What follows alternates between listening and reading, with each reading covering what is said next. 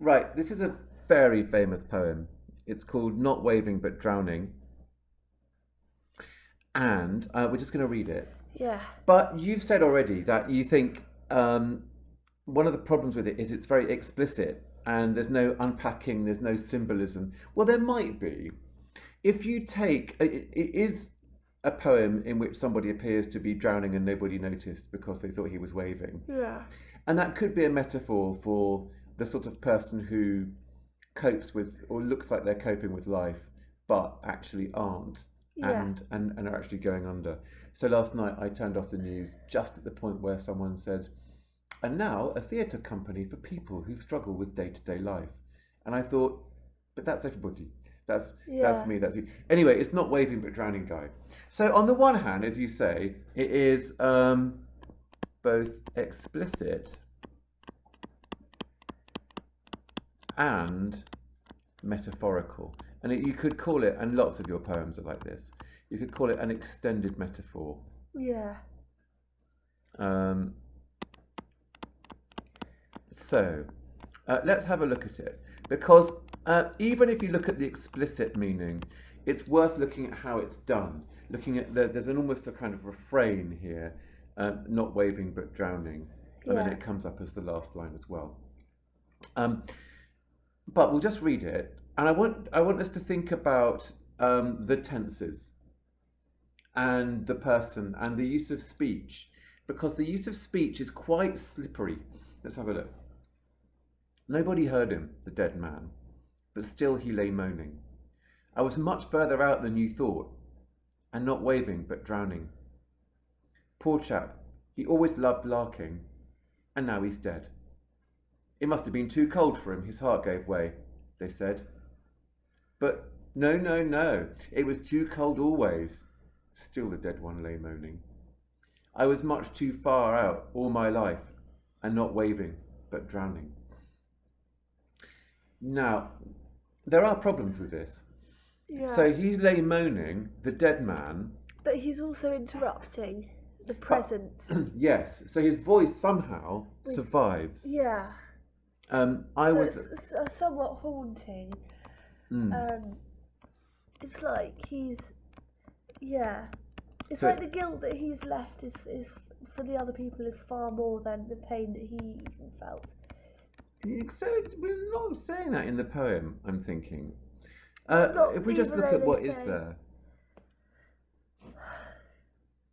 So we've got he was dead, but still he lay moaning. Oh, yeah, I see what you mean. So nobody heard him. So that it's almost as though what we make the voice in our heads. Yeah, then when it says I was much further out than you thought, it's like now he's giving them guilt because obviously Yeah. they feel guilty. For So there's an accusatory tone there. Isn't yeah. there? I was much further out than you thought, and not waving but drowning. So he knows what they think was going on. Still, to keep it simple, I mean, one of the odd problems here, and it's not that simple a problem actually, but he's dead and he's talking. Yeah. Now we're going to come back to that because there is the poet. Yeah. Now this middle stanza is very peculiar. It is almost comically bad. It is what you might call faux naive. What does that mean? It means it's kind of falsely innocent. It's almost like saying, I'm doing a little child's voice. I'm pretending to be a child. But I know what's going on really. It's not like belittling. It's like, is it belittling? Well, in a way, but... False naive. Faux naive, yeah. Faux So there's a kind of voice here from the poet, from the persona of the poem, or you might call the Is that speaker. spelled NAIF? Yeah, Like Yeah. naif. yeah, only with 2 dots on the I. Okay. Okay. I might just lose that because I'm going to need that space. Is that all right? Yeah. But there's a different voice. Well, it's still the voice of the poet. And note that almost comical bluntness, those monosyllables, and now he's dead. Yeah. And also, this rhyme, it's terrible, isn't it? Now, What, the bit where it says, I mean, look. they said, Yeah. now he's dead, they said. Yeah. It must have been too cold for him, his heart gave way, they said. Now, these Yeah. lines are really unbalanced. metrically. They're not at all metrical. There's no attempt to fit with I ams, anything. Yeah. There's just this very clunky rhyme. Now, rather than saying that that's bad, it's actually part of the charm of the poem. There's this kind of innocent kind of, oh, what was going on there then? I didn't understand what was going on. He was waving. We thought he was waving. Oh, he was drowning. Oh, bloody hell. Who would have thought? And there's a kind of direct, horrible simplicity to it. Yeah. Oh. And then this absolutely direct voice continues with, oh, no, no, no. It's almost like dialogue. It's almost like it's like childlike tones. Yeah. So is that juxtaposition, would you say? So there is a little dialogue here. There's a general truth with the they said, and then, oh, no, no, no. It's almost like the poet is realising. Where's the bed? Where is it?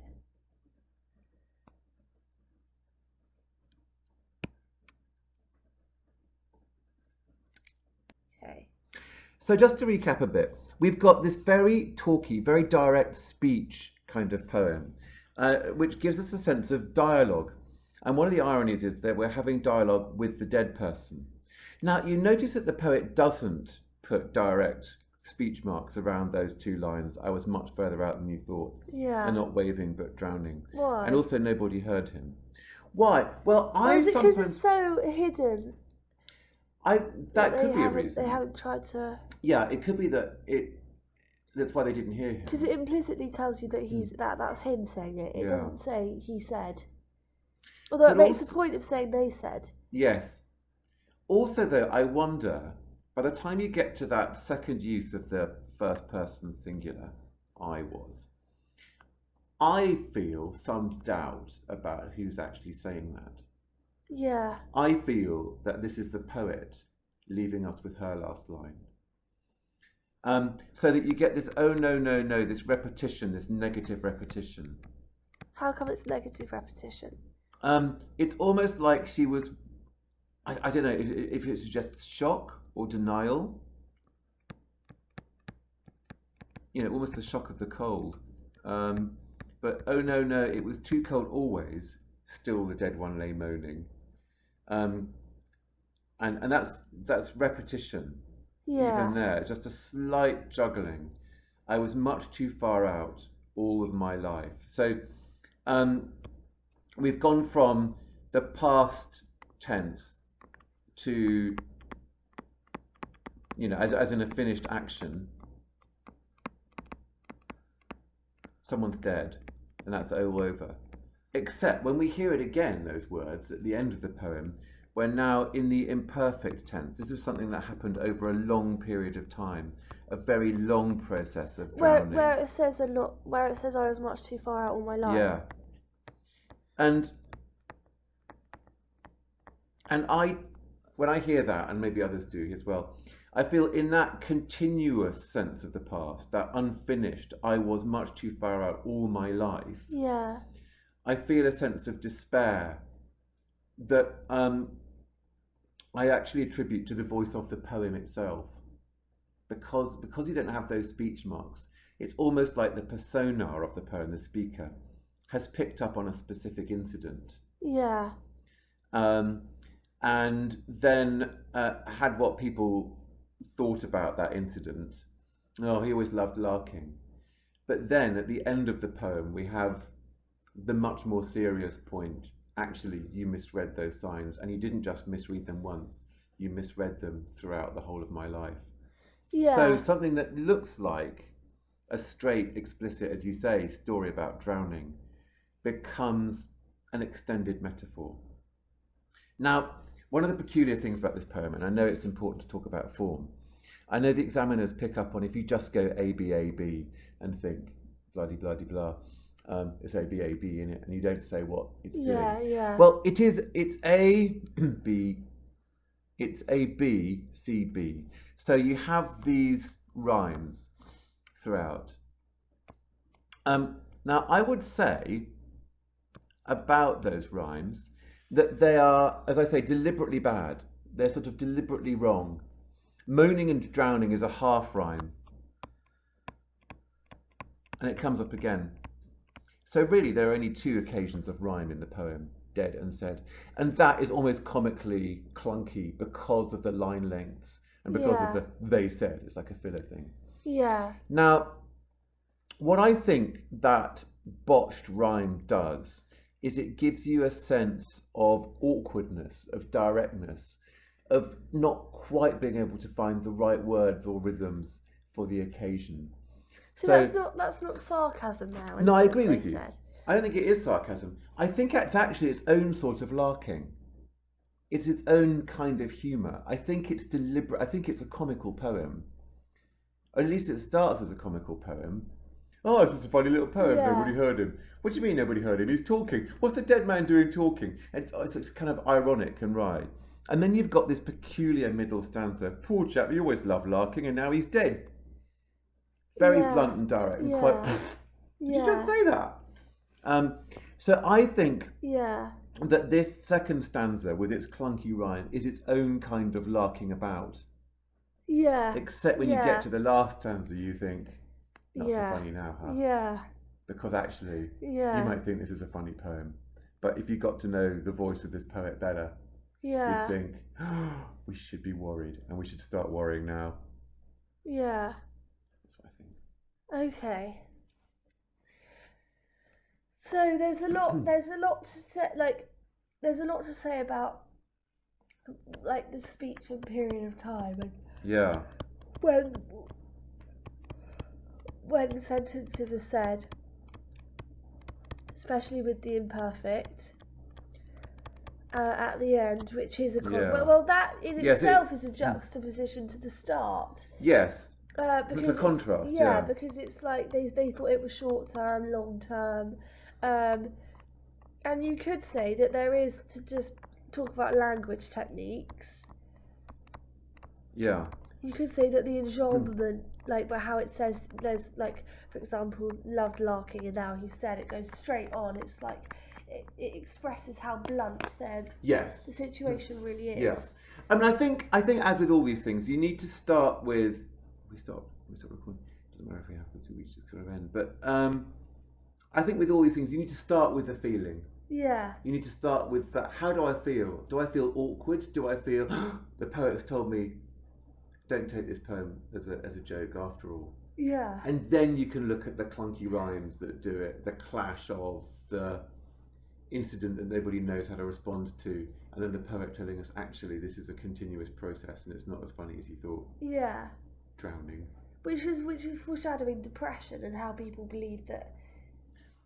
I wouldn't just bung in foreshadowing though. No, I know. Or juxtaposition. I would start with what's actually happening in the poem. But isn't it like it is talking about, like, there's nothing mental... to foreshadow because it's just 12 lines. There's nothing. I mean that foreshadows that. It represents, like, the struggle of, like, this is a chronic mental, like, strain. Well, I think, in my opinion. Okay, Stevie Smith wrote another poem which I can recite by heart, but you'll realise why I can when I do it for you. Croft sits aloft in a loft. He is soft. That's it. And that's thought to be about mental illness and withdrawal and depression and all of that. And I don't, I wouldn't be able to sit down and tell you how. Yeah. I mean, and it's soft in the head. Yeah. And he's called Croft, and he's aloft, and he's removed himself from society, and it has that same kind of he is soft, that kind of same finger pointing. Well, why should we have to get our heads around him? He's just doing his thing. Yeah. So yes, it is definitely about mental illness and being okay, not to be okay, or misunderstanding. Yes, or looking out for the signs. Yeah. But I think what matters to us most is how we feel in the face of this confession.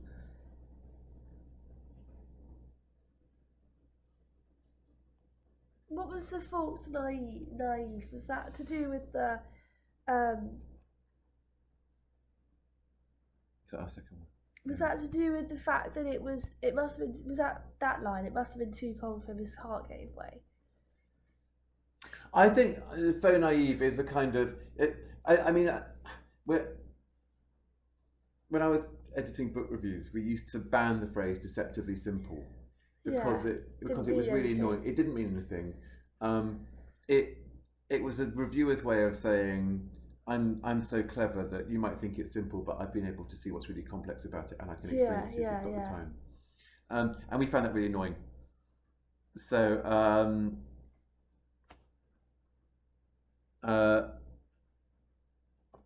do I stop it?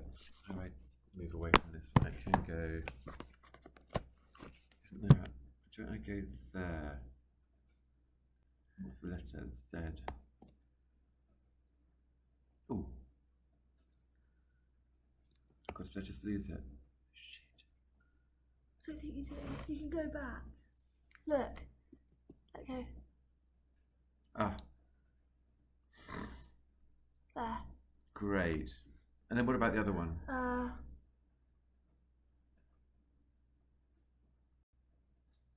There. There. That's it. That's it. Don't do anything now. Good. There's a button I can. Is it Control Shift Q?